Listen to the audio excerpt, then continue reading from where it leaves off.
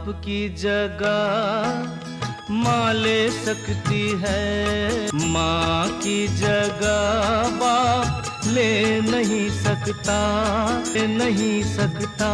सो जा सो जा, यूं नींद से वो जाने चमन जाग उठी है परदेश। तो अभी आपने किशोर कुमार जी की शानदार मेलोडियस आवाज़ में ये दो गाने देखे जो कि सुनील दत्त साहब पर फिल्माए गए थे। बहुत ही खूबसूरत मेलोडियस सॉन्ग है ये, और आज हम इसी फिल्म की बात करेंगे जिसमें सुनील दत्त साहब ने कुछ ऐसा काम किया कि लोगों के दिलों को इसकी स्टोरी बहुत टच कर गई, और बहुत ही प्यारी सी इस फिल्म की कहानी है।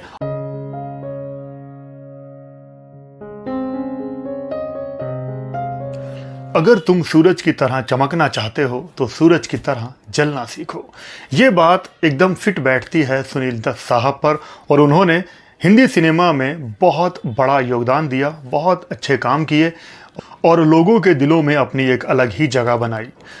साल 1981 2 मई को नरगिस जी बहुत लंबे समय के बाद कोमा से बाहर आई थी। वो कोमा में ही थी, और उसके अगले दिन 3 मई 1981 को ही नरगिस जी ने इस दुनिया को छोड़ दिया था। और उसके 3 दिन के बाद 6 मई 1981 में उनके बेटे संजय दत्त स्टारर पहली फिल्म, उनकी डेब्यू फिल्म रिलीज होने वाली थी। नाम था रॉकी।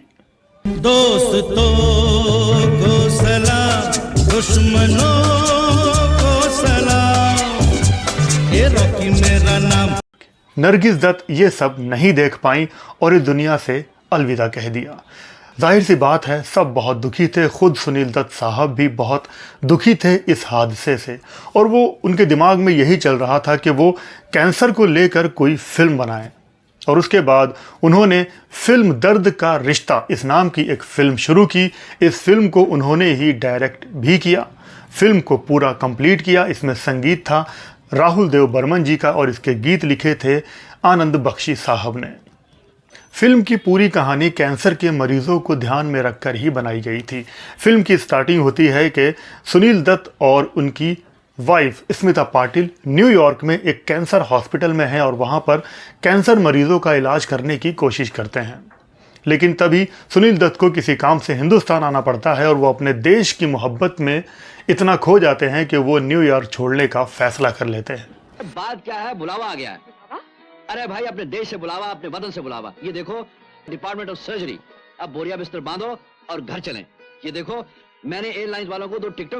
और यही बात वो दोबारा न्यूयॉर्क में जाकर अपनी पत्नी स्मिता पाटिल से कहते हैं कि वो अब हिंदुस्तान में ही सेटल होना चाहते हैं। लेकिन स्मिता पाटिल कैंसर पर एक रिसर्च कर रही हैं, वो हिंदुस्तान नहीं आना चाहती, और इसी के चलते दोनों में तलाक हो जाता है।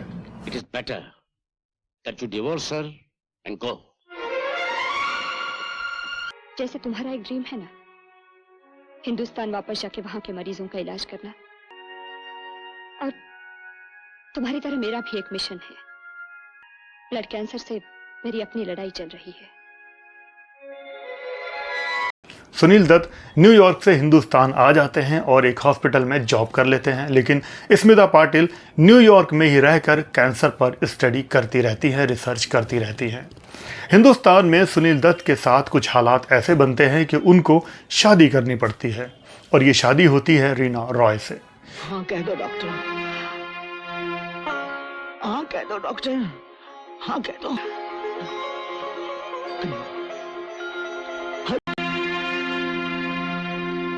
लेकिन सुनील दत्त की ज़िंदगी में एक तूफान आ जाता है, और सुनील दत्त के पहले बच्चे को जन्म देते हुए उनकी पत्नी रीना रॉय इस दुनिया से चली जाती हैं, और वो एक बेटी को जन्म दे देती हैं।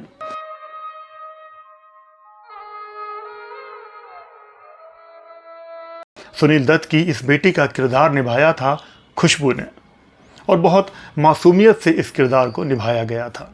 जब खुशबू बड़ी होती है तो पता लगता है कि उसको भी कैंसर है। ये देखकर सुनील दत्त बहुत परेशान हो जाते हैं, और उनको कोई भी इलाज का कुछ भी ऐसा जरिया नहीं मिलता है कि वो अपनी बेटी का अच्छे से इलाज करा सके, और तब वो रुख करते हैं न्यूयॉर्क का।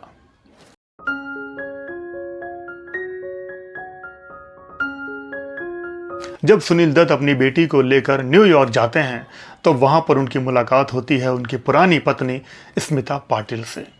अब स्मिता पाटिल के भी एक बेटा है, लेकिन ये बेटा सुनील दत्त का ही है, यानी कि सुनील दत्त और स्मिता पाटिल का ही ये बेटा है। लेकिन सुनील दत्त को इस बारे में कुछ भी पता नहीं है, क्योंकि सुनील दत्त के जाने के बाद ये बेटा पैदा हुआ था और स्मिता पाटिल ने शादी नहीं की थी।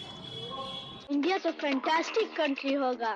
हाँ हाँ, मगर मैं कभी वहाँ गई नहीं।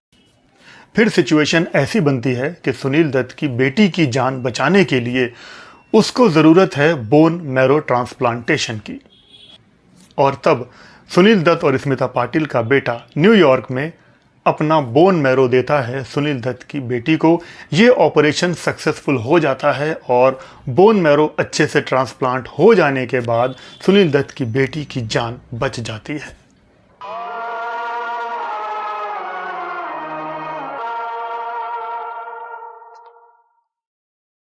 तुमने दिया मुझे अपना बोन मैरो? हाँ, लेकिन क्यों? मेरे मम्मी डॉक्टर अनुराधन। इस फिल्म में बहुत अच्छे सेंटिमेंट्स हैं, बहुत अच्छे सीन को फिल्माया गया है, कहानी बहुत शानदार है और इस तरह से फिल्म की हैप्पी एंडिंग हो जाती है। सब लोग एक साथ रहने लगते हैं। आप मेरी माँ बनेंगी?